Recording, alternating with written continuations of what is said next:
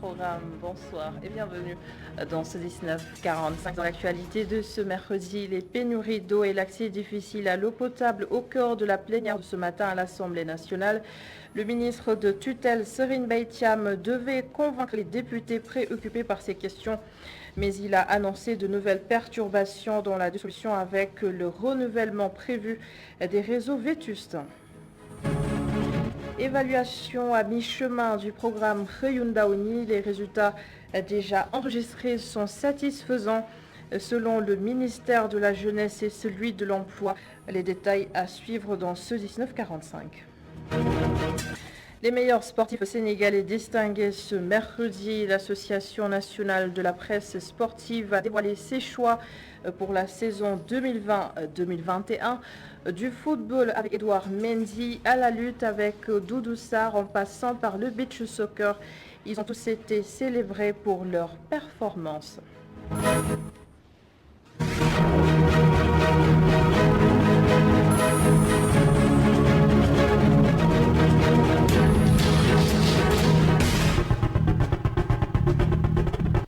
De nouvelles perturbations dans la distribution de l'eau en vue à Dakar, notamment quand on ne sait pas exactement, mais ce que l'on peut retenir, c'est que 316 km de tuyaux vétustes doivent être renouvelés.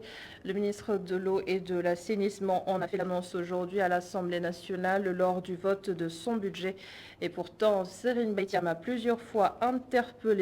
été plusieurs fois interpellé sur justement les pénuries récurrentes et l'accès difficile à l'eau potable dans certaines zones, compte rendu de la plénière avec Mamadou Dia et Barasso. Les députés ont fustigé les manquements notés sur la distribution de l'eau à Dakar. Certains quartiers de la capitale vivent le martyre au moment où l'intérieur du Sénégal fait le parcours du combattant à la quête du liquide précieux. Les députés indexent l'office des forages ruraux, mais le ministre de l'eau et de l'assainissement prend la défense de l'effort. Il est hors de question de s'en prendre à l'office. Aux yeux de Serigne Mbaye Thiam. affaire préparation forage yi ci milieu rural ñu bari dañuy ñëw daal di ne suñu fal dafa panne OFOR ñëwul réparer ko. L'OFOR n'a rien à voir dans les pannes des forages. Le gouvernement se charge du renouvellement des forages. Il y a dans les villages une association qu'on appelle AJUFOR, c'est-à-dire l'association des usagers des forages ruraux. C'est eux qui doivent assurer la gestion, s'acquitter de tous les frais nécessaires. C'est eux qui collectent l'argent, donc ils doivent assurer le renouvellement des ouvrages. xaalis boobu ñuy encaissé ci la ñu war a fay producteur des forages ci la ñu war a jënd essence su nekkee groupe électrogène. Pour ce qui est des pénuries d'eau dans certaines localités de la capitale, Serigne Mbaye Thiam tient à clarifier que seuls les quartiers qui dépendent du réservoir des Mamelles connaissent des perturbations. La forte pression de l'usine de Keur Momar Sarr a affecté certains tuyaux vétustes, privant également d'autres quartiers du liquide précieux. Dakar quartier yi nga xam ne ñoo fi continuer di am ndox problème ndox mooy quartier yi nga xam ne réservoir des Mamelles moo leen waroon a jox ndox. Seuls les quartiers qui dépendent du réservoir des Mamelles continuent à avoir des problèmes d'eau. L'usine de dessalement devrait régler le problème, mais on a accusé du retard dans l'appel d'offres. Les autres quartiers qui connaissent de temps en temps des pénuries, c'est dû à la forte pression de l'usine de Keur Momar Sarr. Les tuyaux sont vétustes.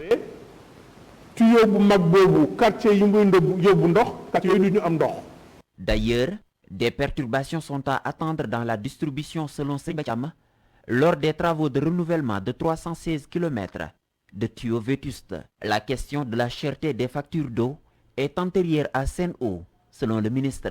La problématique est évoquée chaque année. Et hier, Serigne Mbaye Thiam lançait un message aux bailleurs et propriétaires de maisons. Le ministre de l'eau et de l'assainissement leur demande de mieux prendre en compte la dimension assainissement dans leurs projets de construction. Selon lui, les réseaux obsolètes et les branchements clandestins ont épuisé les systèmes. On l'écoute. Mais surtout, c'est pour sensibiliser davantage les acteurs sur les conditions de mise en œuvre de programmes d'assainissement, notamment quand il y a des programmes de lotissement, des projets immobiliers. Nous avons constaté que dans la plupart du temps, c'est un problème de manque d'information qui fait que les promoteurs immobiliers ne prennent pas en compte suffisamment la dimension assainissement d'eau usée et assainissement d'eau pluviale dans les programmes. Nous avons donc décidé à travers l'Office national d'assainissement, la direction de l'assainissement, la direction de la prévention et de la gestion des inondations, d'organiser cet atelier pour donner les bonnes informations aux promoteurs immobiliers, mais en même temps rappeler le cadre juridique qui prescrit dans le code de l'assainissement que toute autorisation de construire est assujettie à l'avis technique de l'Office national d'assainissement. Et on ne peut pas avoir aussi des programmes d'infrastructure exécutés aussi bien par l'État que par les promoteurs immobiliers sans que ces programmes ne soient adossés à une approbation du ministère de l'eau et de l'assainissement et à leur conformité par rapport au plan directeur d'assainissement des collectivités. Nous pensons que cette activité que nous avons va contribuer à prévenir et à lutter contre les inondations, à prévenir et à lutter aussi contre les mauvais comportements que nous constatons de temps en temps sur les ouvrages d'assainissement. Lancé il y a moins d'une année, le programme Xëyun Ndaw ñi a fait l'objet d'une évaluation. Les ministères de la Jeunesse et de l'Emploi ainsi que l'ensemble des acteurs concernés estiment que les résultats actuels sont satisfaisants. Un nombre important de jeunes a déjà été enrôlé, Babacar Seck. Le comité permanent au sein du Conseil pour l'insertion et l'emploi des jeunes s'est réuni avec les différentes structures qui s'occupent de l'employabilité des jeunes pour évaluer à mi-parcours le programme Xëyun Ndaw ñi. Les autorités sont satisfaites de son évolution. C'est une évaluation très satisfaisante qu'on a pu faire. Aujourd'hui, on peut dire que le programme est très bien exécuté, mais ce qu'on peut dire, c'est que dans tous les ministères, dans toutes les structures, le programme est en train d'être exécuté normalement et les résultats sont en train de suivre parce que nous sommes en train d'enrôler, que ce soit dans le cadre des recrutements spéciaux, dans le cadre des formations avec TRIFE-PT et l'ONFP, mais également dans le cadre des financements avec l'ADER. Pour la formation professionnelle, 9000 demandes ont été reçues par le Fonds de financement de la formation professionnelle et technique et plus de la moitié a été traitée. Et sur ces 9000, plus de 6000 ont été traités et aujourd'hui validés pour permettre à des jeunes d'avoir un emploi. Je pense que c'est réconfortant. C'est la même chose pour le financement, parce que l'essentiel des pôles emploi de ce programme, c'est le recrutement massif évidemment, mais c'est aussi la formation et l'accompagnement vers le financement. Et l'ADER, qui est le vecteur financier de ce programme, a fait le point. Aujourd'hui, ils ont validé 1655 demandes de financement au niveau des différents pôles, particulièrement de 21 pôles sur les 45 que compte le Sénégal. C'est une enveloppe d'environ 3 milliards de francs CFA répartis entre des financements d'autonomisation de moins de 1 million de francs CFA et qui constituent à peu près 51% des demandes et le reste des financements au-delà de 1 million de francs CFA. Pour rappel, le Conseil national de l'insertion des jeunes a été mis sur pied en avril dernier par le président de la République.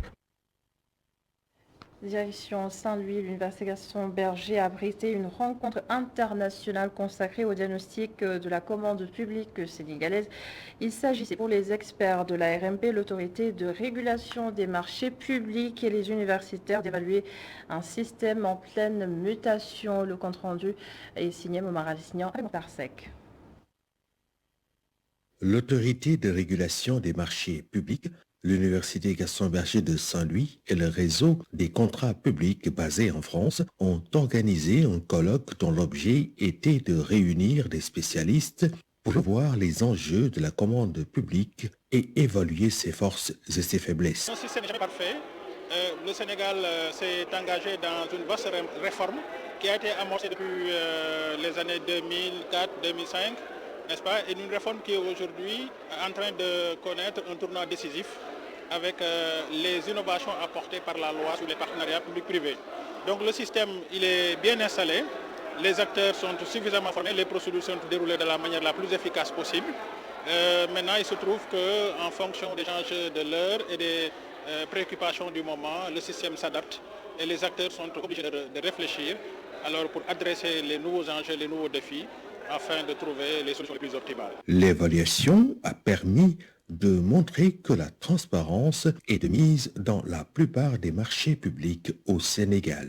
Au regard des derniers résultats des audits qui sont effectués par l'ARMP, on se rend compte que la transparence est de plus en plus maîtrisée et que l'intégrité aujourd'hui est une réalité dans le cadre du système de la commande publique. Maintenant, il est vrai qu'il y a toujours quelques déviances, mais nous cherchons par le biais de la formation de mieux sensibiliser les acteurs pour les faire comprendre qu'en réalité, la commande publique est un outil qui permet de réussir les objectifs de développement que sont fixés les autorités. Rappelons que l'accord de partenariat signé entre l'ARMP et l'Université de Saint-Louis en 2019 a permis le démarrage d'un master sur l'ingénierie de la commande publique, un master qui en est à sa deuxième promotion.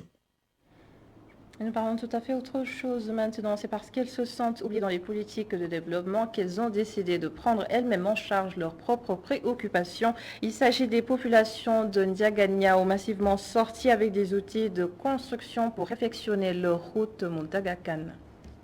Ils sont nombreux à s'investir par leurs propres moyens dans le colmatage de la route Sandiara-Ndiaganyao. Se disant désabusés par les promesses non tenues de Macky Sall, les populations de Ndiaganyao crient leur désarroi. Le gouvernement du Sénégal, le régime de Macky Sall, qui a tant écouté notre cri de cœur et jusqu'à présent, il ne parvient pas à tenir ses promesses. Raison pour laquelle la population, la jeunesse est sortie aujourd'hui avec ses propres moyens pour réduire certains dangers qu'on voit sur la route. On a marre de cette situation, on a marre de ce calvaire-là. Avec l'évacuation des malades, ça cause énormément de problèmes. La population est fatiguée. Les chauffeurs de Ndiaganyao, qui se sont retrouvés avec toutes les couches de la population, sont les premières victimes du mauvais état de la route. C'est la première fois qu'on voit des élèves, des électriciens, des chauffeurs ou des soudeurs construire des routes. Les maçons et les élèves sont tous sortis car aujourd'hui, nous sommes très fatigués. Nous pensons que le gouvernement nous a oubliés. Les populations de Ndiaganyao sont si mécontentes qu'elles ont décidé de ne pas voter pour la coalition Benno Bokk Yakaar. L'heure est grave, nous on va prendre notre destin en main en sanctionnant sévèrement le gouvernement de Macky Sall, ce régime-là, qui a sacrifié une population qui est tout près de la capitale, qui est tout près d'un département qu'on appelle la Petite Côte Mbour. En électorat, nous sommes la troisième au niveau départemental. Et nous reparlons de ces événements qui se sont produits dernièrement dans la lutte et dans le football avec les matchs de Nawetan. La décision du ministère des Sports de surseoir à l'organisation des matchs de Nawetan diversement appréciés à Rebeuss, un quartier quand même attaché à cet événement sportif. Reportage Mariam Ndiaye. Rebeuss, Dakar Plateau, un quartier très populaire et animé. Ici, le Nawetan est un style de vie, une croyance, une culture. Les murs même en parlent. Les sanctions qui frappent ce mouvement à la suite des violences lors d'un match entre l'ASC Tchaoulène et l'ASC GIF à Rufisque attristent les populations. Quand bien même elles les trouvent normales. Camara est un ancien joueur des Nawetan. Les décisions prises par les autorités ne surprennent personne. Cette violence, c'est tout sauf du sport, selon moi. À côté de la mort d'une personne, le gazon synthétique qui a été brûlé m'a beaucoup choqué. Il faut revoir l'éducation des jeunes parce que le sport devrait rassembler au lieu de diviser. À notre époque, il n'y avait pas autant de violence dans les Nawetan. Nous, les parents, nous avons très peur. Il faut revoir l'éducation de cette jeunesse.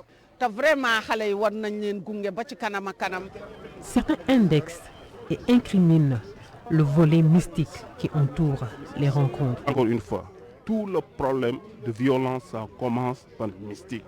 Je sais, depuis 86-87, je suis dans le mouvement Nawetan. Il y a des temps, il n'y avait pas, parce qu'on le faisait en dehors. Mais quand le mystique là, on l'a incarné en face, les joueurs suivent ça, les supporters suivent ça, c'est ça qui amène la violence. D'autres pensent plutôt que cette violence est provoquée par certains dirigeants avec un comportement non responsable. Tu vois le dirigeant maintenant qui est sur le banc de touche, il commence à influencer. Mais le gosse qui est dans les tribunes aussi, mais il va copier sur lui pour faire la même chose. Voilà le problème qu'on a ici au niveau du Sénégal. Le mouvement Nawetan est né de tournois informels entre rues pour évoluer en rencontres entre quartiers. C'est avec la réforme de Feu Ndiak, inspecteur de la jeunesse et des sports en 1969, que ce mouvement a été revu. Aujourd'hui, la violence est devenue son pire ennemi.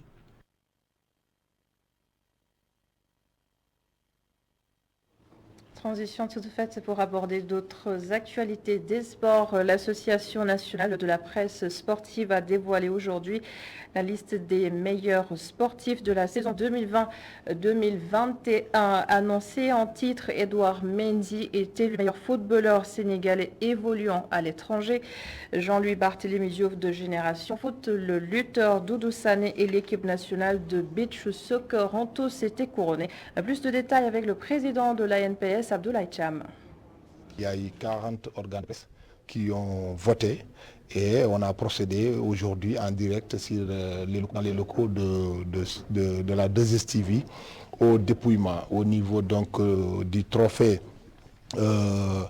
Gilles-François Bertrand Bokandé. C'est Edouard Mendy qui a été plébiscité.